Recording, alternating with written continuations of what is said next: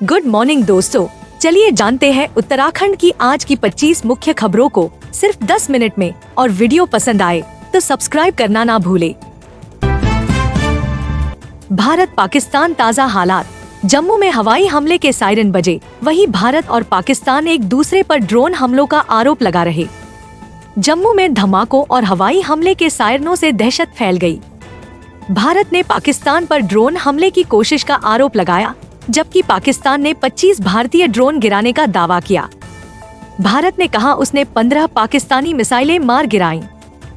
Operation सिंदूर में भारत ने पाक ठिकानों पर हमला किया था, जिसमें 31 नागरिक मारे गए। जवाब में पाकिस्तान ने 40 से 50 भारतीय सैनिकों को मारने का दावा किया। तनाव चरम पर है। भारत पाकिस्तान टेंशन अलर्ट पर उत्तराखंड। 24 घंटे खुलेगा आपदा कंट्रोल रूम। 32 अपर सचिवों की लगाई गई ड्यूटी। इस समय भारत पाकिस्तान सीमा पर तनावपूर्ण हालात को देखते हुए उत्तराखंड समेत देश भर में अलर्ट घोषित किया गया है। उत्तराखंड शासन ने सभी अधिकारियों की छुट्टियां रद्द कर दी हैं और आपदा प्रबंधन कार्यालय देहरादून में 24 घंटे निगरानी के आदेश दिए हैं। 32 अपर सचिवों की ड्यूटी तय कर 18 मई तक का चार्ट जारी हुआ है। पाकिस्तान पर हुए भारतीय हमलों के बाद से यह सुरक्षा व्यवस्था और सख्त की गई है। नितिन गडकरी और भूपेंद्र यादव से मिले सीएम धामी। पनबिजली परियोजनाओं व रोपवे को मिले पर्यावरणीय मंजूरी। मुख्यमंत्री पुष्कर सिंह धामी ने दिल्ली में केंद्रीय मंत्री नितिन गडकरी और भूपेंद्र यादव से मुलाकात की।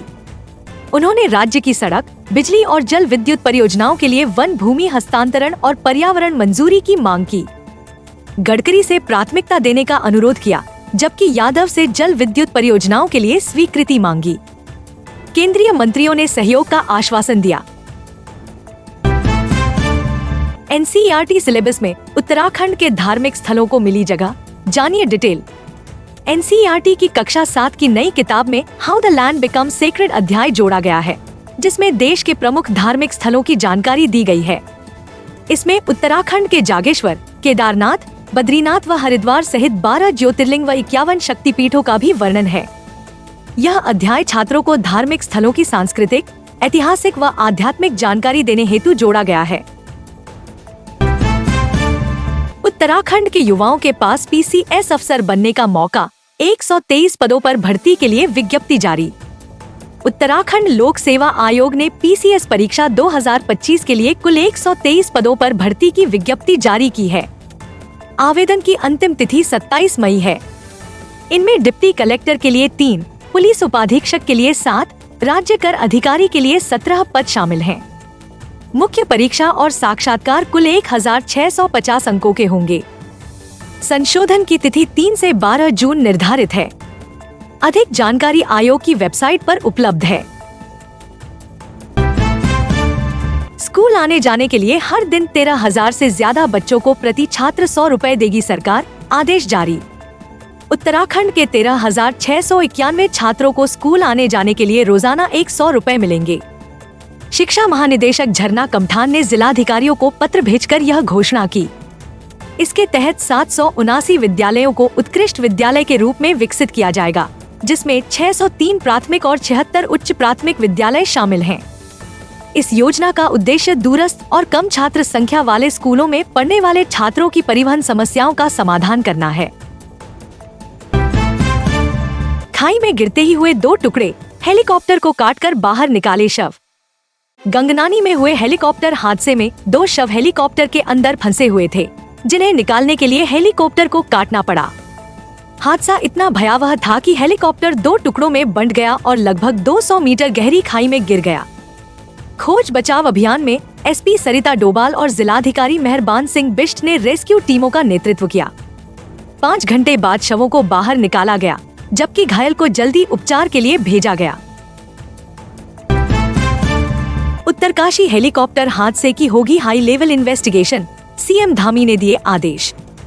उत्तरकाशी के गंगनानी में हुए हेलीकॉप्टर हादसे की उच्च स्तरीय जांच के आदेश मुख्यमंत्री धामी ने दिए हैं। उन्होंने अधिकारियों से पारदर्शी जांच और रिपोर्ट शासन को देने की हिदायत दी है। सीएम ने भविष्य में ऐसी घटनाओं को रोकने के लिए ठोस रणनीति और तकनीकी सुधार लागू करने के निर्देश भी दिए। हादसे में पायलट सहित 6 लोगों की मौत हुई, जबकि एक घायल है।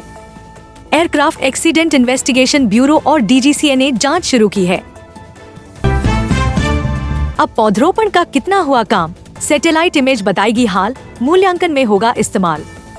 वन विभाग अब राज्य में पौधरोपण का मूल्यांकन सैटेलाइट इमेज और स्थलीय सत्यापन दोनों से करेगा। पिछले साल 10,000 हेक्टेयर से अधिक क्षेत्र में पौधरोपण हुआ था। सैटेलाइट चित्रों से मूल्यांकन को और बेहतर किया जाएगा, जिससे सही जानकारी मिल सकेगी। इस दोहरी व्यवस्था से पौधरोपण की वास्तविक स्थिति का सटीक आकलन किया जा सकेगा। अब मानसिक रोगियों को घर बैठे मिलेगी काउंसलिंग और परामर्श की सुविधा। राज्य मानसिक स्वास्थ्य संस्थान सेलाकुई में अब मानसिक तनाव से ग्रसित रोगियों के लिए टेली मेडिसिन हेल्पलाइन केंद्र स्थापित किया गया है। इससे मरीज 24 घंटे घर बैठे ही परामर्श ले सकते हैं। कॉल की जानकारी गोपनीय रखी जाएगी।